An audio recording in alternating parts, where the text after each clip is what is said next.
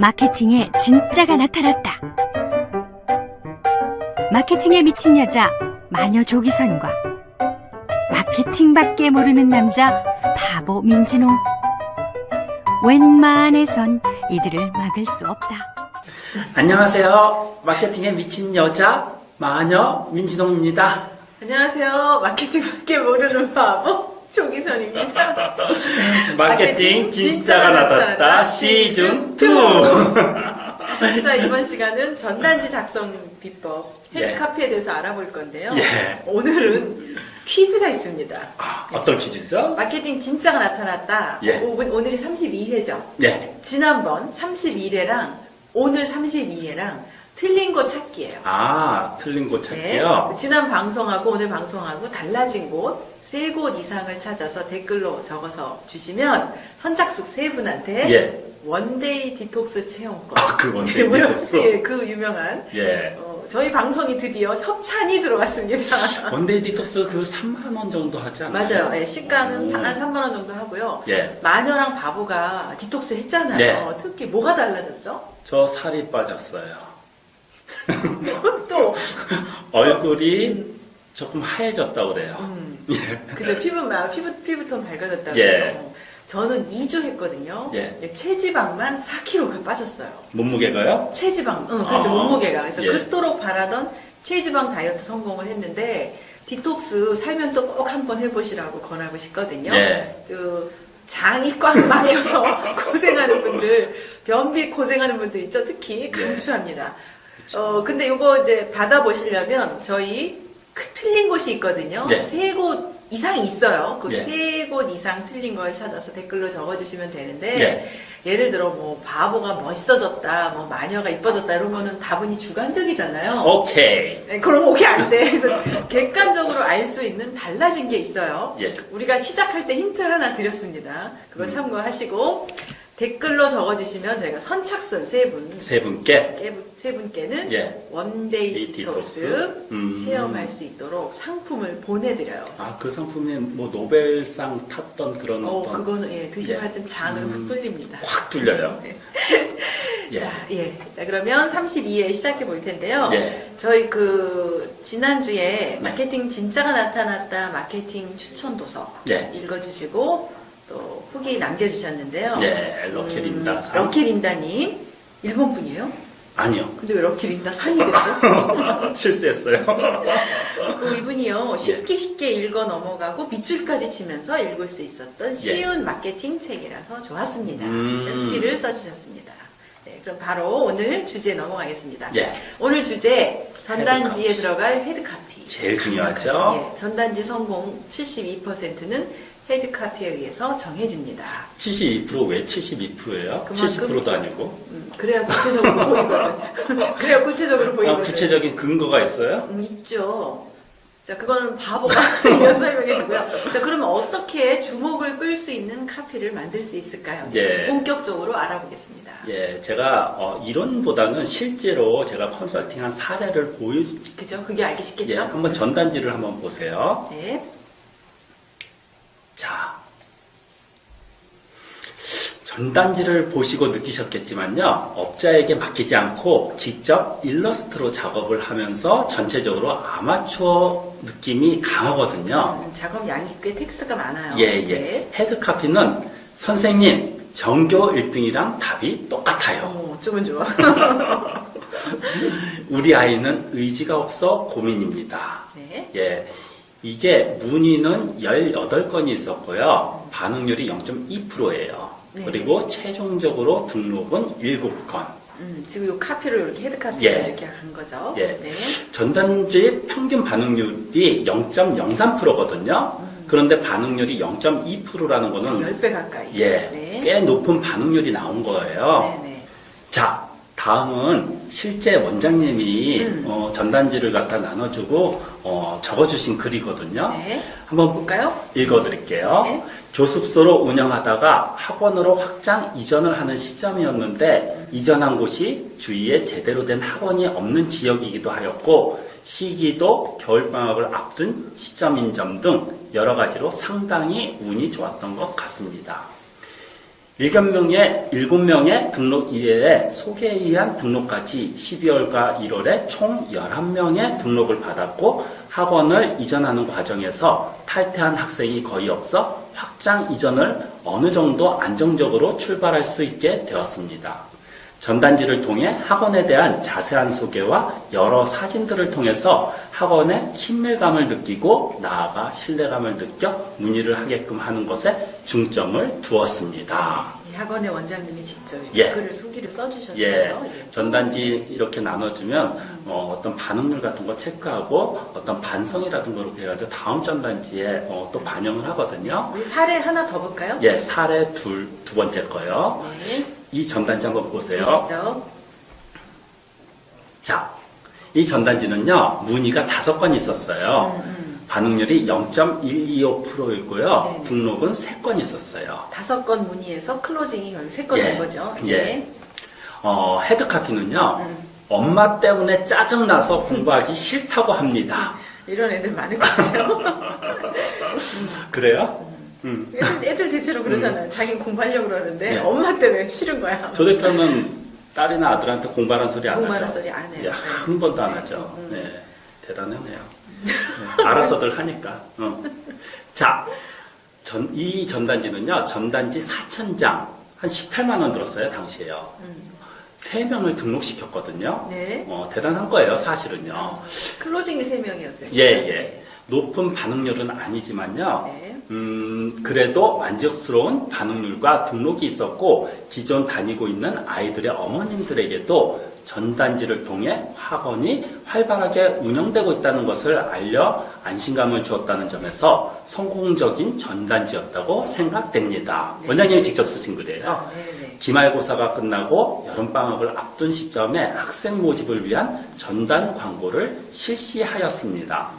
소장님이 주신 전단지 포맷을 이용하여 아마추어인 저도 완성도 높은 전단지를 제작할 수 있었습니다. 제가 그 당시에는 전단지 포맷이라든가 그런 거를 갖다 일일이 다 만들어서 줬어요. 거기다가 집어넣는 거예요. 디자인 포맷에 맞추어 내용을 줄이고 사진을 줄이다 보니 결과적으로 이전 전단지와는 다르게 여백이 많고 간결하게 보여 읽히기 쉬운 전단지가 만들어졌습니다. 네. 한 번 더 사례 3번. 사례 하나 더. 예. 네. 이 전단지 한번 보시죠. 자, 이 전단지는요, 문의 9건, 반응률이 0.23%였어요. 네. 근데 등록은 네. 6건이나 됐어요. 아. 등록률 0.15%, 문의 후 등록률은 66%. 헤드카피는요, 지방에 계신, 대구에 계신 분이라서요, 사투리를 썼어요. 니 요즘 뭐 하는데 바쁘나 친구들이랑 어울려 다니니 좋지? 이렇게 딱 썼어요. 그러니까 이분이 하신 말씀, 소장님 전단지 노하우를 다시 공부하여 만든 3번째 전단지를 소개해 드리겠습니다. 2번째 전단지와 가장 큰 차이점은 중등부로 타겟을 좁히고 학원에 가장 인접한 지역에만 핀포인트로 전단지를 배포하였던 것입니다. 네. 그리고 이것이 기대 이상의 반응이 나온 큰 이유 중 하나라고 생각합니다.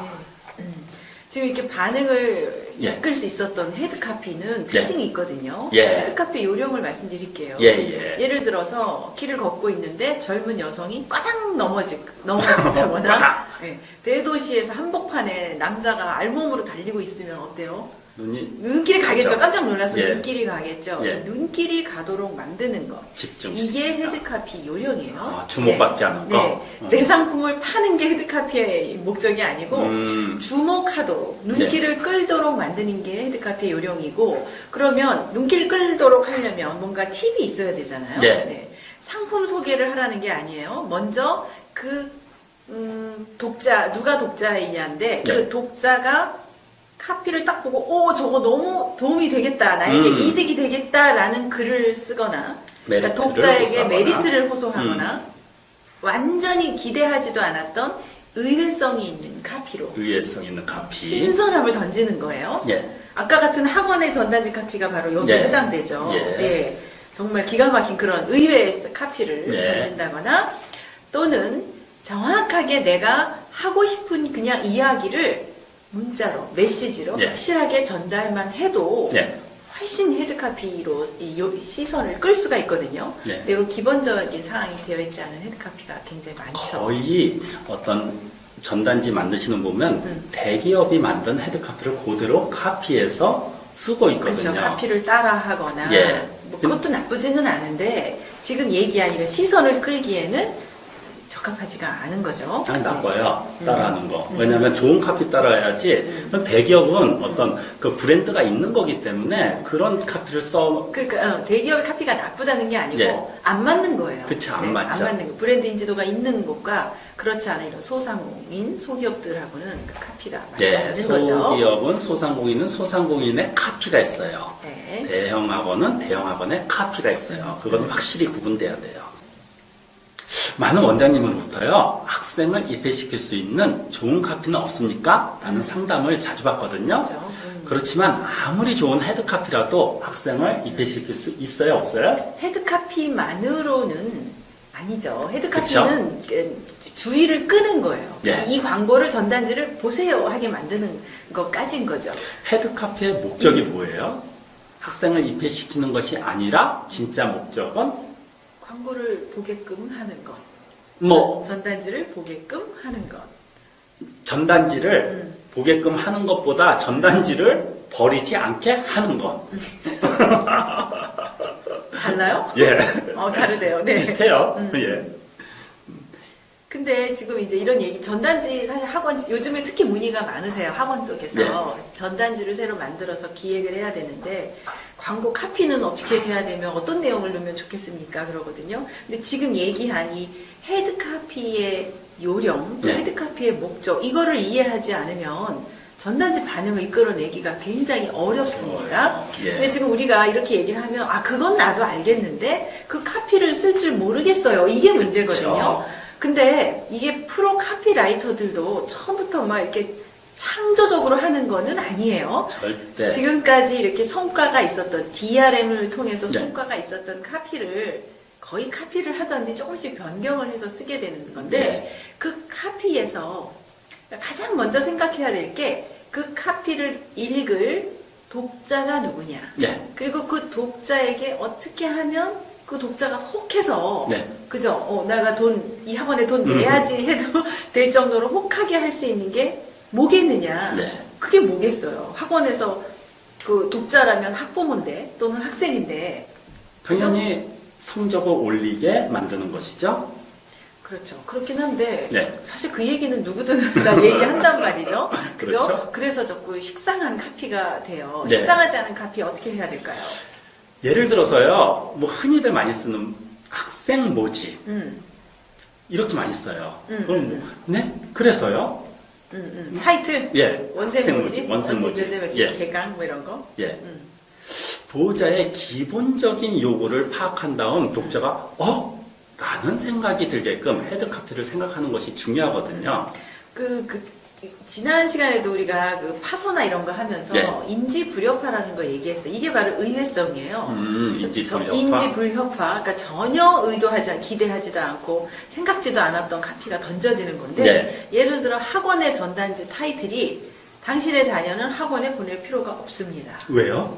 라고 카피를 쓴다거나 왜 학원에 보낼 필요가 없어요?